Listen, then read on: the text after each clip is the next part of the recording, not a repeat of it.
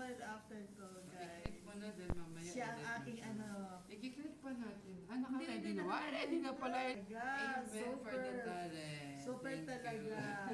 Siya ang tagagupit ng mga artista sa channel to before. Yes. Eh, nag-abroad siya, napunta siya dito sa Oman at siya ay tagagupit ng Sonte.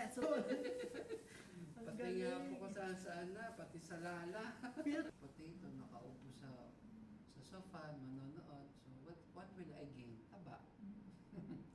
So, better work. Galing ano. Yes, and that's me. Talagang ano, Yes. skill power. Okay. So, mamaya babalikan namin kayo, ha? Okay. Yung pang-amoy nila, oud. Yung usok nila, di ba ganyan? Tapos di hawak-hawak si Gretchen.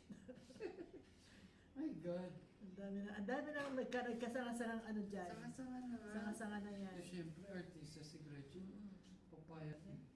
Mapera ka, lulusot ka. Kaya, Kilala mo, wala kang pang sabong Oo nga eh. wala tayong pang... Hindi na ma-imagine na.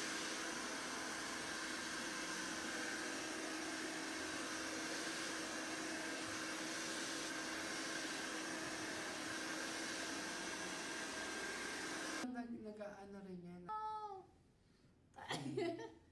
wow. Parang ready ka na. Sa ano muna bago ikaw? Sa Ate Ash muna. Para mamupit ka na siya. Ang ganda ng hair ko. Ang ganda.